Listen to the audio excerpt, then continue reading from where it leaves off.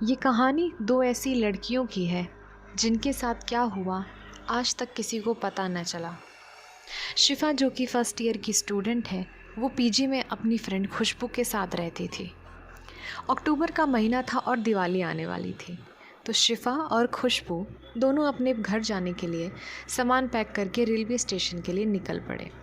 लेकिन उन्हें railway station पहुंचने में देरी हो गई और जब तक वह स्टेशन पहुंचे तब तक उनकी ट्रेन जा चुकी थी। दोनों निराश परेशान कुछ देर तक वहीं बैठे रहे।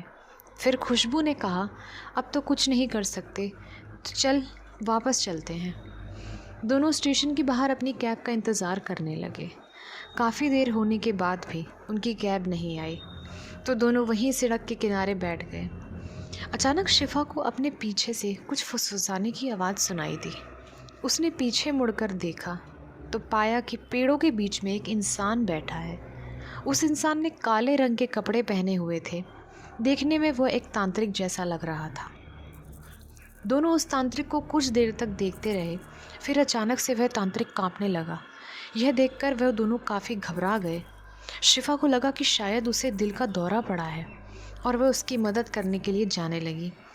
खुशबू ने उसे जाने से मना किया, लेकिन उसने उसकी एक नहीं सुनी। तांत्रिक के पास जाके शिफा ने देखा कि वह कांपते कांपते कुछ मंत्र पढ़ रहा है।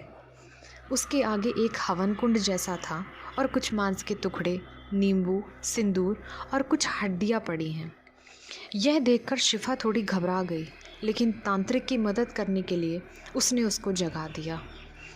तांत्रिक बहुत गुस्से में उठा और घूर घूर कर शिफा को देखने लगा और वहाँ से चला गया।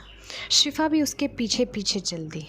खुशबू यह सब देख रही थी और घबराते हुए शिफा को आवाज़ लगा रही थी, लेकिन उसकी हिम्मत नहीं हुई कि वह शिफा के पास चली जाए। उसे ऐसा लगा कि जैसे शिफा उस तांत्रिक के वश में है।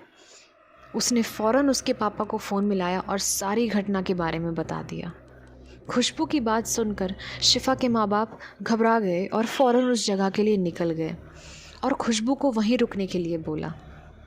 कुछ देर बाद शिफा के माँ बाप पुलिस को लेके उस जगह पहुँचे और शिफा को ढूंढने लगे।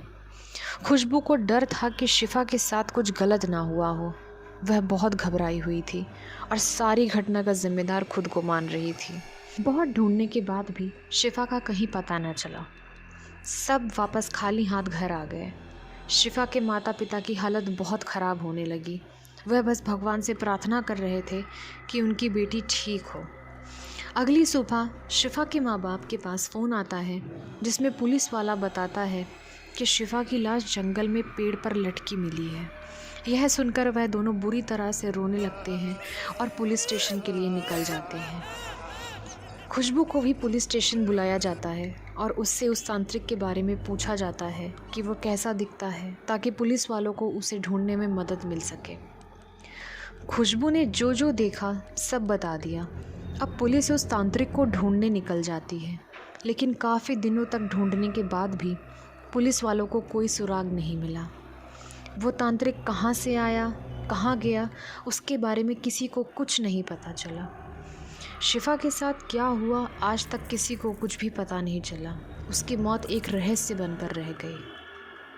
कई सालों बाद भी खुशबू के मन से उस रात का डर नहीं गया। उसे बार बार सपने में शिफा नज़र आती, जो उसे अपने साथ जंगल में जाने के लिए बोलती। यह सब देखकर खुशबू बहुत ज़ोर ज़ोर से रोने लगती। खुशबू ने एक दिन यह सब बातें अपने माता पिता को बताई, जिससे वह दोनों घबरा गए कि कहीं शिफा खुशबू को अपने साथ न ले जाए या खुशबू के साथ कुछ अनहोनी ना हो जाए। वो दोनों खुशबू को गांव के एक बाबा के पास ले जाते हैं और सारा किस्सा उसे सुनाते हैं। बाबा खुशबू के माथे पर हाथ रखता है और अपनी आंखें बंद कर लेता है। कुछ देर बाद वो अपनी आंखें खोलता है और उसके माँ बाप से बोलता है कि शिफा की मौत की रात ये वहीं थी और तब से शिफा इसे अपने साथ ले जाना चाहती है, और अगर आप कुछ समय और देरी से आते तो वो इसे अपने साथ ले जाती। यह बात सुनकर दोनों घबरा जाते हैं और अपनी बेटी को ठीक करने के लिए बाबा से दुआ करने लगते हैं। बाबा एक ताबीज़ बना के खुशबू को पहनाते हैं और कहते हैं, जब तक यह ताबीज़ इसके गले में है इसे कोई बुरी ताकत नहीं छू सकती। और ना ही कोई बुरी आत्मा। लेकिन एक बात याद रहे कि यह ताबीज़ को पहन के कभी किसी कब्रिस्तान या शमशान नहीं जाना, ना ही किसी बच्चे के जन्म के समय, वरना इसकी ताकत ख़त्म हो जाएगी। और हाँ, वो तांत्रिक, उससे बच के रहना। वो अपनी शक्तियों को बढ़ाने के लिए कुंवारी लड़कियों की बलि देता है, और तूने उसे देखा हुआ है तो वो तेरे पीछे ज़रूर आएगा। कभी अकेले किसी सुनसान रास्ते की तरफ मत जाना, ना किसी का दिया हुआ कुछ खाना। इसके बाद उसने खुशबू को बाहर जाने के लिए बोला। उसके बाहर जाने के बाद बाबा ने उसके माँ बाप को समझाया कि रात को इसका ध्यान रखें, क्योंकि वो तांत्रिक इसे अपने वश में करके इसे अपने पास बुला सकता है। वो मुझसे बहुत ज़्यादा शक्तिशाली है, इसलिए मैं इसमें कुछ नहीं कर पाऊँगा। बस आप अपनी बेटी का ध्यान रखना।